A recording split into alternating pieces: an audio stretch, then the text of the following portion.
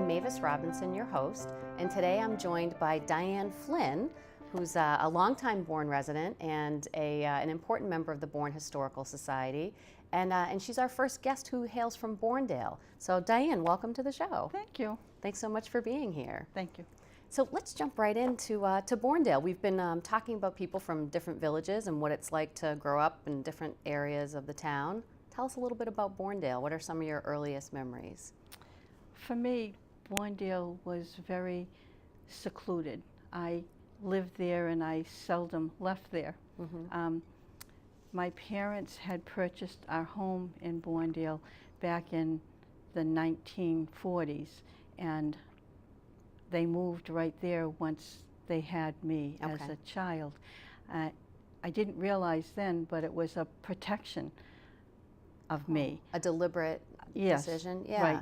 Yeah. I was born in Brockton and Faniff Hospital, and I was abandoned there. And a nurse back then, that was over 70 years ago, there wasn't a whole lot of paperwork when things like that happened. And a nurse there knew my parents, and they knew that they wanted a child but couldn't because of my mother's physical condition. Oh. So she brought her to my parents, and there I was for the rest of my life. Wow. Yes. That must have been, I mean, what an incredible experience. What a gift you were to your mother, who probably, you know, desperately wanted children, and she suddenly gets a baby girl. Right. So. They never told me about this, though, all through my growing up. Oh, wow. So I was Diane Huff. Yeah, yeah. So how did you find out? You know now. I do know now. Yeah. Back in when I was about 40, I had a medical condition that I had to know my medical history, and my mother had passed away, but I asked my father about my medical history, his family history, my mother's family history, and he said he couldn't tell me, and at that time he told me that they had received me back in 1945, and there So wasn't you found out any. in your 40s. I mean, so when you were getting your driver's license, when you were going to college, I mean, did you have a birth certificate? What? No, I didn't. Wow. Actually. When I got married, and I got married very young, my father went with me to town hall here in Bourne, and had this little piece of paper, and showed it to the town clerk, who was Mary McDonough at the time, and you know, that was enough to And get the piece of paper was just a little piece like of paper a receipt that was from all the worn. hospital or something. Yeah. It was all worn and everything, and I guess those are the benefits of a small town. They Absolutely. Yeah. Absolutely.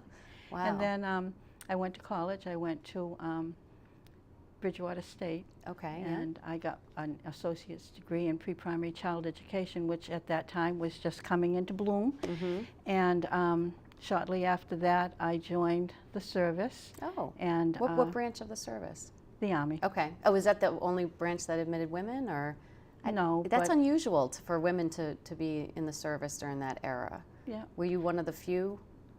I was. I Yeah. was one of three actually in Massachusetts.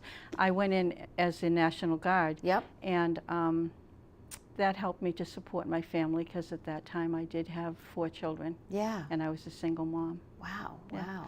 But growing up in Bournedale, again, it was very secure. It was very safe. My parents knew where I was. I didn't leave unless I was chaperoned. And again, my mother was an invalid, so she wasn't able to take me around like parents do nowadays. And my father had a business in Bournedale, who he had to devote most of his time to between that and my mother's care. What was your father's business? It was Lineville Machine Company in 1945, and they made iron lungs. Oh, wow. They literally produced the whole iron lung. Yeah. And he had moved down from Brockton, where they had a machine shop up there, to Bournedale again to make this safe life for me. So they were in Brockton, and that's how they knew the nurse at the Brockton Hospital, and then they decided once you were on the horizon to move to the small town to keep you safe. Small village. Yes, yes, yeah. And it was at one time, Bournedale had a train station. Oh, I didn't know that. But this was before I was born. Okay, yeah. And I mean, was it trains to Boston? What kind of traffic would go through that station? The train would come from Boston to Hyannis. Okay. And then it would cut through Bournedale. It would go through Bournedale. And then I can't even picture where. So it would then follow along the canal, go over the train bridge, and then head to Hyannis, or was? No, it stayed right on the Bournedale side of the canal. Oh, okay, okay, yeah. All right, that makes sense. And my house was the house across from the Bournedale schoolhouse, or is the house across from the Bournedale schoolhouse. That little red schoolhouse that's still there. Yeah, yes. yeah. And I brought a picture of the schoolhouse when it had its first graduating class. Did you go to that school? Oh, no. Okay. No, okay, no. Yeah. This was, again, early Bournedale. Okay, yeah. But the stone wall in front of my house when I was in the 2nd grade, again, I lived in a home that had a backyard that was all fenced in. Mm-hmm. And I was in the 2nd grade, and my parents asked me to put my bike away because I was riding it in the backyard. And it was a tricycle. In the 2nd grade. And when I was driving around the house, we had a big stone wall, and I fell off the stone wall on my bike and broke my nose. Oh, no. Oh, yeah. So even though your parents did everything to protect you, yes. And there was, And they had no idea that this had happened, Mm-hmm. and the gentleman across the street, Seth Hallway, saw it happen, I guess, and he picked me up and he brought me into the house. Yeah, yeah. That has to be one of your earliest memories. Yes, yeah, it is. Yeah. And when I was about 4 years old, maybe 5 years old, my brother was brought into the family, Mm-hmm. and I knew he was adopted. He had red hair, Mm-hmm. and when he first came to us, I had all of these different toys because I was an only child, and he broke my ironing board, and I was very perturbed, but I do remember that. Yeah, yeah. So, so Bournedale, it's sort of, I've heard it referred to as the Forgotten Village. It is, and there's this wonderful book, Yep. Bournedale, the Forgotten Village, and it's written by historic people here in the town of Bourne, and it's a wonderful piece of literature to learn about the village. Yeah. And we also have several pieces of this type of literature that's available at the Historical Society for people to read or to purchase. Yeah, yeah. At the gift, could they get it at the gift shop? Yes, they can. At Uptuxet Trading Post. Oh, Yep. okay. So it does seem like Bournedale really is a little more isolated than some of the other villages in Bourne. I mean, so growing up there, did you have a neighborhood school that you went to? Well, we went to Sagamore Grammar School then. Yeah. And Sagamore Grammar School was since named after Miss Eleanor Hoxie, who was the 4th grade teacher there. Yes. But the I Hoxie graduated School. from Sagamore Grammar School. And is that, which side of the bridge is that on? That's on the mainland side of the bridge. Okay. So, but you would still get into a bus and We would. Okay. We would. And go to that grammar school. Mm-hmm. Yeah. And then, I mean, how big? How many kids were in your class when you went? All through school, there was between 14 and 16 kids. Oh, wow. They came from Sagamore. One came from Sagamore Beach, and then Bournedale. Yeah, yeah. And so the school was later renamed after Eleanor Hoxie. Yes. But you had Eleanor as a teacher. She was my 4th grade teacher, Yeah. yes. And she was very, very, very involved in penmanship and teaching children, or us, to do penmanship, not to write with a ballpoint pen or with a pencil, but to actually use ink. Wow. And we had dipping ink wells on our desks, and we had pens that had the quill on it. Yeah. And we would put it together, and we would write. And this is in the 50s. Yes. So it was, it was way beyond the time that most people were using quill pens. Right. Yeah. Oh, yes. Yeah. But she thought it was important for us to learn to be able to write and to be understood through writing, not scribbling. And we spent many, many hours doing this in the course of my 4th grade year. Yeah. And has that stuck with you throughout your life? I love it. Yes. Well, I can attest. I've seen your handwriting, and you do have it looks like calligraphy. It's beautiful. Oh, thank you. Yeah, Thank you very much. So 14 to 18 kids in your class, I mean, you must have felt like that you knew them all. I mean. Well, I did know them all. Yeah. We all knew each other. Yeah. And it was quite an experience to graduate, and we had a big graduation and all that the next fall to go to the high school. Oh, I mean, okay. it was overwhelming for me. Yeah. Maybe some of the other kids didn't have quite a shock. But I had a tough time that first year. Yeah. All of the people that I went to school with, I wasn't in any of their classes. Oh, wow. They weren't in any of mine. I had to make all new friends. Yeah. And it was an experience. Yeah, that's hard. tough. Yeah. So you went from being a protected, treasured child in that little forgotten village to suddenly being in the big school. Yeah. Exactly. And that was that was at the.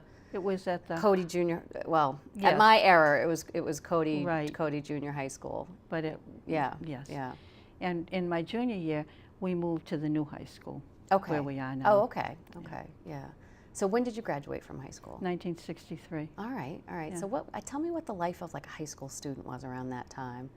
Well, it was interesting. We did a lot of things in groups. We didn't single out with boyfriend, girlfriend type of thing, at least the kids that I was friendly with. Sports was a really big thing. Yeah.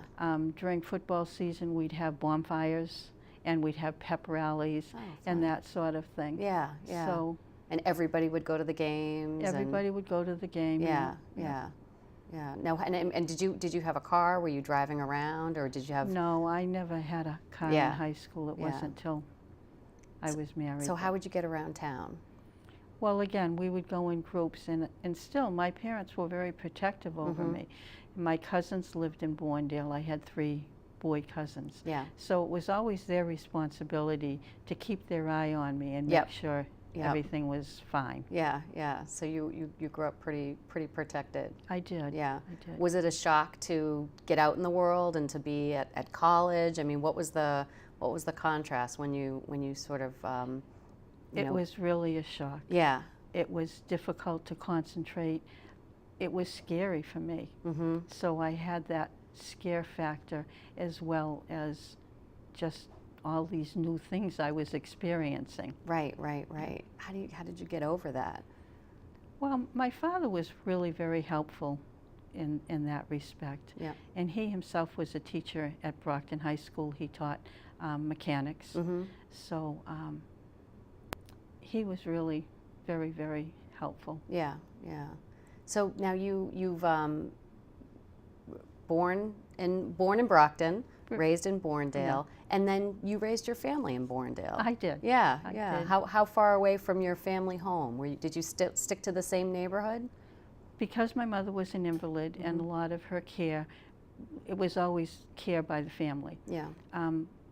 My father had a garage at the end of his piece of property in Bournedale, and we converted it into a home, and I lived right there. So I was able to help with my mother. Yeah. And my children grew up there, and it's a perfect place to grow up. Yeah.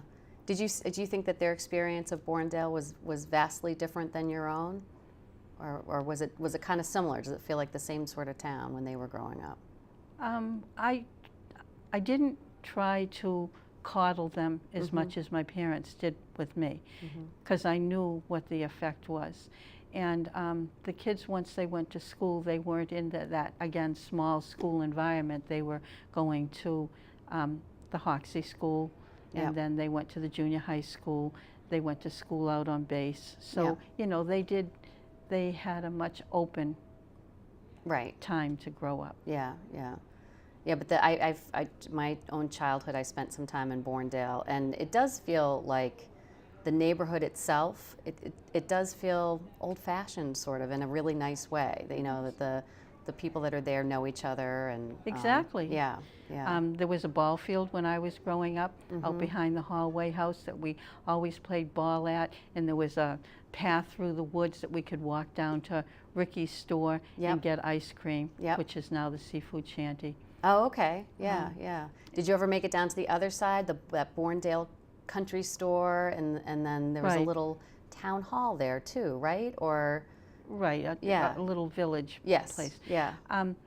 The country store when I was growing up was the post office, and Sherm Edwards lived there. Okay. And when I was married, we had looked at purchasing that place for a larger home. Oh. We had 3 children, going to have 4, so we kind of needed something a little bit bigger. And the coffee shop, which is now Barlow's Clam Shack, I used to work there when I was 14 and 15. Oh, that's wonderful. But it was a coffee shop. Yeah, yeah. So there was a lot in the village that you know, kind of supported the people who lived there. Yeah, and so just so our audience knows, when you're mentioning Barlow's Clam Shack, that's your business. Yes. So it was the coffee shop your first job?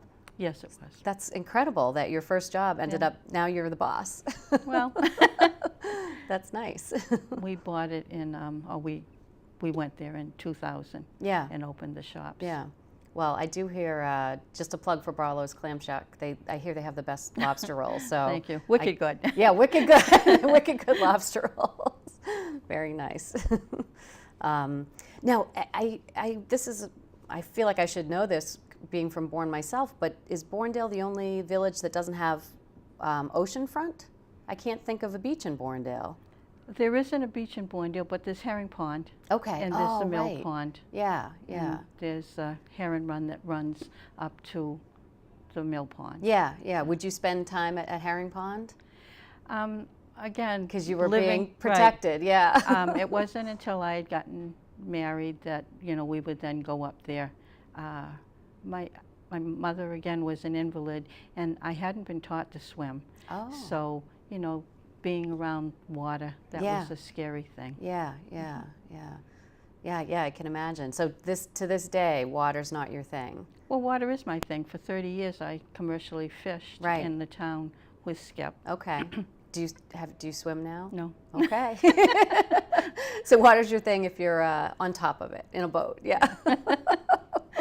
It's fine. And actually, Skip didn't realize that I wasn't able to swim. Yeah, yeah. I think everybody assumes growing up on the Cape, you know, you're in ponds or at the beach at some point. Right. So yeah, yeah. So how did you end up getting involved with the Bourne Historical Society? Well, Skip was involved first, and then, you know, I just kind of came along. And Skip's your partner? Yes, he is. Yep. For almost 40 years now. 40 years, all right. And we always support each other in different things that we do. My father always encouraged me to volunteer, and he explained to me the importance of volunteering in your community. Yeah. And I always tried to follow that wish that he had. He was on the finance committee here in Bourne, and he was also on the committee that helped to bring forth the Upper Cape Regional Tech School. Oh, wow, yeah, yeah, that's an important part of the town. Right. Yeah. So Skip was asked to sit on the board, and he was going to meetings, and I started going to meetings, and here I am. Here you are. and you're a critical part of the Historical Society. I mean, I don't think nothing can be done without the support of the Holing community. Yeah. And it's a good team, but it is. But you're definitely you know, leading the charge there in many ways. And I did want to just touch upon, I mean, you know, now that we're getting, you know, into spring and summer, things are getting busy over there. They are. Not that they haven't been busy all winter. Yeah, no, I know. But we do have a lot of really great public events coming up. We do. Are there any that you wanted to highlight or mention? Well, starting in May, we start to have our events that invite the community to come. Yep. And we are going to have the Pirate Festival. And we have pirates from Onset coming over to invade us. Oh, nice. Oh, yes. Okay. So are we looking for Bourne pirates to come defend? We are looking for Bourne pirates, yes. That's great. And come dressed. And it's a lot of fun. We do different games and things with the kids, and we have treasure hunts, and they can go digging for treasure in the sand. Oh, and nice. There'll be entertainment, and of course the food. Yeah, I haven't done a Pirates Festival. This will be my first one this year. You'll have fun, yeah. So it's obviously family friendly. It is. Geared towards kids. Right. What can and the hours, I think I've got it right here. It's 11 to 3 o'clock on May 14th. So that's a Saturday. Right. So what can people expect when they show up? This year we're really going to lean heavily on the pirates, and they're a part of Bourne's history. Oh, and nice. there is quite a bit of information about Bourne pirates. Yeah. And one of the reasons that Ebtuxet was built where it was to prevent pirating. Oh. with trade. Yeah, So- yeah. Now, it's because it was positioned far enough up the river that a pirate wouldn't want to... That's my understanding. Yeah. That's one thing I really love about the Bourne Historical Society's events.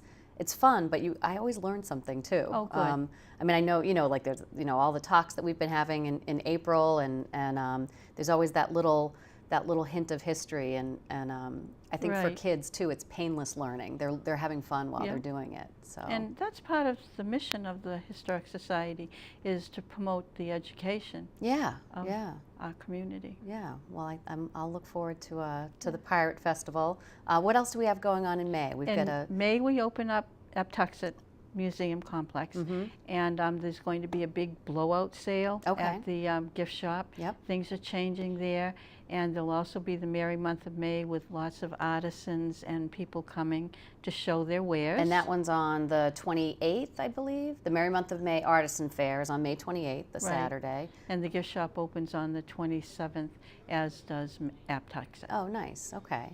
So when Uptuxet opens, what does that mean? Does that mean that people can come any day? Does that mean, what does it mean to visit Uptuxet? Well, there's several different places there that you can look. There's the railroad station, the Grover Cleveland Railroad Station. That'll be open and manned 5 days a week, as will the Trading Post gift shop. And then there's Aptuxet itself, and there's wonderful tours that Carol gives there of the history of Aptuxet. Yeah. We have a pirate ship. It's a Oh, scale yeah. model. Yep.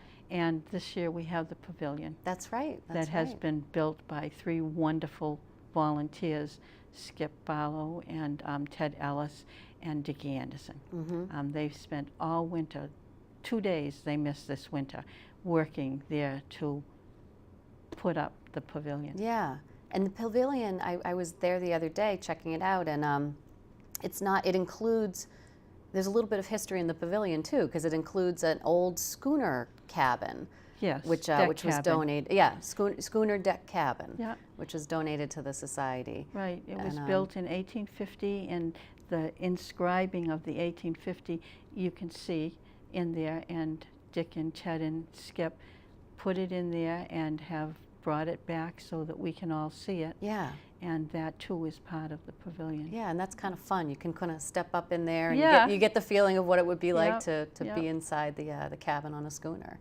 Yeah. Oh, fun. Well, good. So it looks like it's looking to be a busy season over at Uptuxet. So for May, we've got those 2 big events, but also, even if there's no event, Uptuxet is available for tours. Exactly. Thursday, Friday, and Saturday. Is that correct? Am I getting that right? Let's see, it's Tuesday through Saturday. Tuesday through Saturday. Okay. They're closed on Sundays and Mondays. Sundays and Mondays. Right. But for members, if you're a member of the Bourne Historical Society, you still have access to Uptuxet, the grounds, even Right. on closed Right. days. And there's lots of parking. Lots of parking, Lots lots of of new picnic- parking. Yeah, Yep. lots yep. of picnic tables. Yep. And a nice new walking trail right next to Yes. Uptuxet, associated with the town. Yes. Yeah. That will yeah. be. It's Well, and there's another first happening this season. I know the Strawberry Festival. I grew up going to the Strawberry Festival, and I look forward to it every year. So that's happening on June 25th. But not only is the Strawberry Festival, there's going to be a model train show. Oh, This will okay. be the second year for that. Yeah. And there's going to be vintage cars. Oh, wow. Oh, that's about nice. 20 Yeah. that will be on site for everybody to enjoy. All on that same day? All on that same day. Oh, nice. That's great. That's a lot for everybody. Yes. And how much does it cost to go to the Strawberry Festival as a member of the public? Well, it's $5 for the strawberry shortcake, and Okay. everything else is free. There will be Nice. hamburgers and hot dogs and other things to eat, but Yeah. there's a slight cost for Oh, those. good. So that's Yeah. another great opportunity to check out Uptuxet. Absolutely. And you cannot beat that strawberry shortcake. It's so good. I'll be saving my calories for it. Fresh whipped cream. Ah, Everything yes. is done Yep. from scratch. Fresh whipped cream, fresh baked biscuits. I know Yes. the ladies from the Historical Society spend days baking those biscuits, and Yep. the morning whipping that cream. It's really an experience. Yes. And then the setting right there on the Cape Cod Canal is incredible. But I did want to ask you about, because we're doing for the first time a farmer's market. What can you tell us Yes. about that? We dabbled in it a little bit last year, and this year we would really like to have a farmer's market with lots of fresh vegetables, but also breads and delightful desserts and a lot of artisans. And I just think it's going to be something very, very special. Yeah, and that's scheduled, that'll be starting up in July. July. Scheduled for Thursdays? Every Thursday Okay. through September. Yeah, all right. So we're interested, we're still building our list of vendors. We are. So if there's We are. vendors out there that might be interested in selling at the farmer's market, that would be a possibility. Yes. And then we hope to have some visitors too on Yes. Thursdays. So, so Diane, being a long lifetime Bourne resident, what's something that you can tell us about Bourne that might take us by surprise, or something people might not realize about either Bournedale or the Bourne Historic Society? The growth, and the people that do volunteer in this community. There's so many of them that go unvalued, and I just see that as something that is really brings Bourne to where it is today. Yeah, I would agree with you. I think, you're really an example of that. It's really, there are so many people that do this, and it's just a good thing. Yeah, the people manning the phones at the office, and even some of the folks that we'll see dressed up at Pirates Day. Those are just volunteers that are right. But not just volunteers for the Historical Society, but for everything that's happening in town. And the schools now really encourage volunteering. There's a young girl on Facebook that her parents are looking for her to have a volunteer situation in the town. And it's just, I think that's what really makes a community a community. Yeah. Well, thank you. I do want to say that the Historical Society is going to have an auction in August. Okay. Actually, August 6th. August 6th. And that's really our main fundraiser this year. And we're really looking for donations of items for this auction. Okay. It should be really a lot of fun. And through that fun, it helps to support our mission. What types of items would you accept for donations? Really, just anything. It's not intended to be an antique auction. It's intended to be just an overall absolute auction. Okay. So if anybody's getting rid of things from their house, and just give us a call. Give us a call. So they could call the office at 508-759-8167. Or send us an email at bournehistoricalsociety@comcast.net. So great. All right. Well, hopefully we'll have, if you're getting rid of anything and want to donate it to the Bourne Historical Society, we would appreciate that. We've been known to pick up, and we do have a bit of storage where we can keep these things. Wonderful. All right. Well, Diane, thank you so much for being with us today. I really enjoyed talking to you and finding out more about Bournedale and the mysterious Diane Flynn. Really nice to talk to you. Thank you. And thank you so much for joining us as we took this glimpse through the window to Bourne's past and present. Thank you. Thank you.